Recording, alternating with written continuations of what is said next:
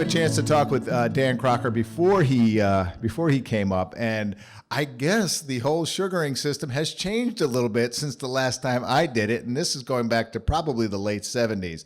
So with a round of applause, let's welcome him up onto the stage, Dan Crocker. All right, this was pretty short notice. About an hour ago, I was in a 7,000-gallon tank cleaning it, but here I am. So what do? I'm a sugar maker, and that's all I've ever done my whole life. Not my whole life. So how did I become a sugar maker? That's kind of funny.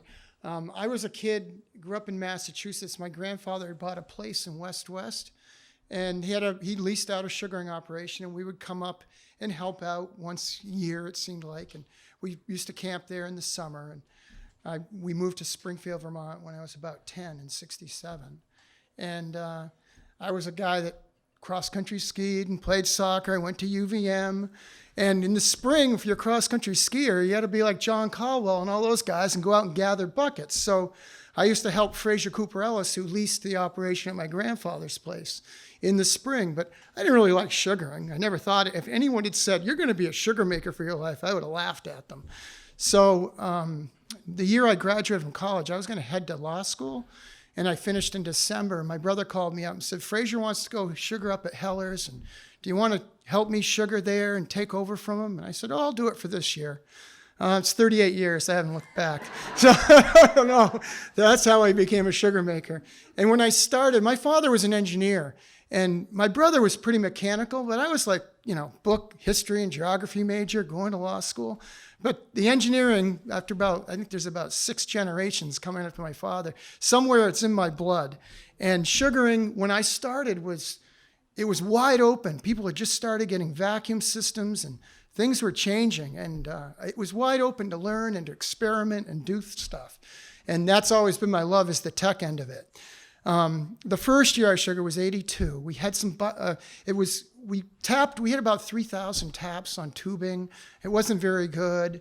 They never really they hadn't figured out tubing and main lines and all this stuff. It was still, just trying to get out of buckets at that point. Quality of the materials wasn't good. But it froze up for a couple of weeks after we did the tubing, and I was bored and I was in good shape, so I set up some buckets. Well, I learned my lesson, no more buckets. So that was it for buckets. Well, then comes along about 1988 and 89, or the 88, 89, 90, 89, 90. I coached cross-country skiing at Bells Falls. And the next year, the kids graduated, and they all liked me. So they come home from college break. Can we work for you? Sure. So I set up 20 buckets. I hadn't set up buckets since the first year. And I said, why don't you guys go out and gather the buckets today? So there was just 20 of them. It's no big deal. The next day, or about 2 days later, I realized, I haven't gathered the buckets. And kids are gone to school, and it was dark. I just finished boiling. I'll go out just in the dark, and you take the buckets off the tree, you put them in a pail, you put them back in on the tree. And I went out with a pail, and first tree, where's the buckets? Came to the second tree, no more buckets. And it was dark. I couldn't see very good. I got the flashlight. Somebody had stole all my buckets. Then I realized, wait a minute. I went in the shed. Those kids gathered the buckets all right. They were stacked up in the shed. I realized, that's it. That's proof. No more buckets. I'm a tech guy. Pipeline only. So, it's everybody in Vermont is gather the buckets. I guess you should say gather the sap in the buckets. But so that was a funny story. I don't know how that happened. But, yeah. So little anecdote. I'm going to go off because I don't have this prepared, but here's a little story about sugaring. So, in Vermont, we get every drop of sap. We don't miss anything. So this story goes, there was a guy in Connecticut sugaring. They don't know much about sugaring down in Connecticut. So he comes in the morning, and there's a dead raccoon in his back pan. They have a back pan, it's a flue pan and a front pan in the old days. And, he said, what do I do? So he called up the Department of Food there or whatever, and they said, oh, you got to throw all your equipment away, get rid of everything, start over. You've contaminated. He's like, I don't know about that. So he called the food department in Massachusetts, and they said, well, just take it out, drain the pan, and you'll be all right. And he said, well, I'll call somebody else. So he calls the guys in Vermont, and they said, just take the raccoon, hang it up over the flue pan, and all the steam will get all the sugar off of it, and then bury it. So in Vermont, we don't mess around. We get every drop.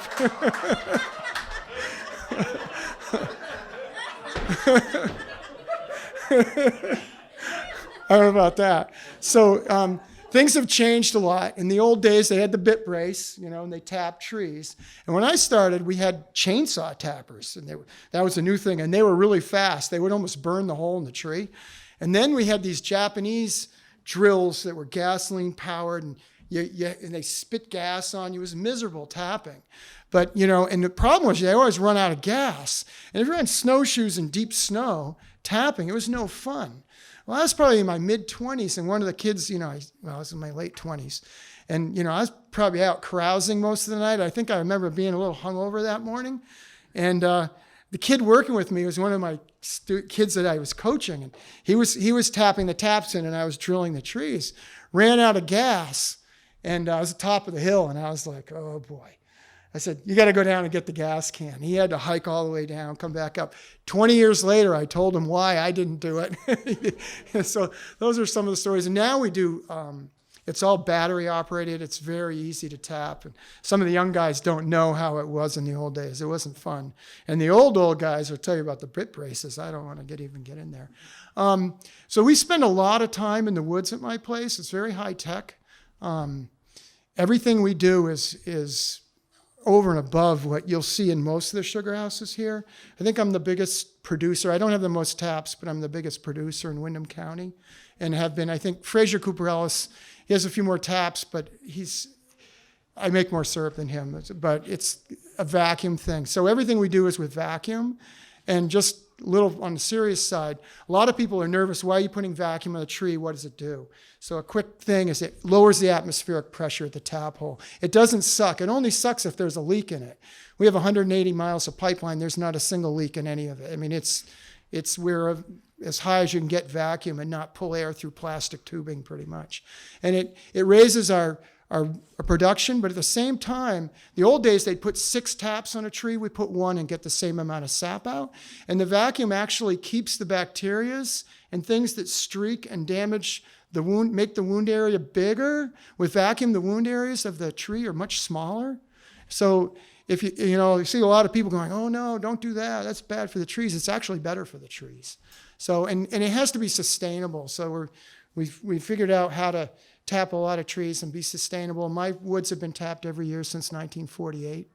I've grown from, I think when I started, it was about 3,500, 4,000 taps there. And through perseverance and hard work, I built it up to 23,500 now. So we had a big week this week, and we're on a record pace right now. So I've slept about 3 hours a night. Some changes in the sugar house, dirty and what Fish was saying.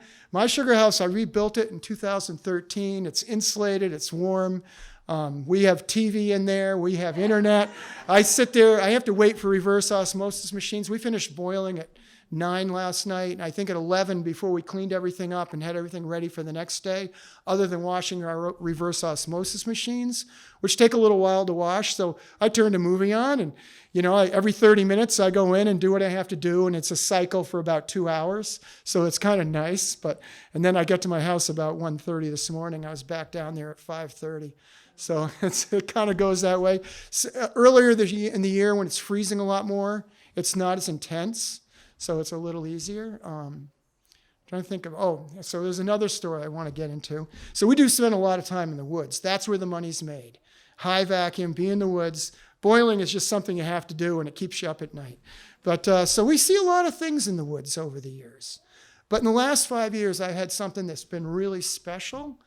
So about 5 years ago, a friend of mine was tapping for me. He said, hey, there's this bird following me around. Didn't think anything of it.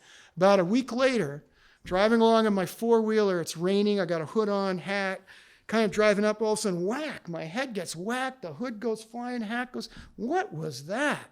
I'm looking to stick fly down, and the four-wheeler kick a rock up at my head. It hit hard, it hurt. I was like, I don't know. So I went down, an hour later, I come back through, whack.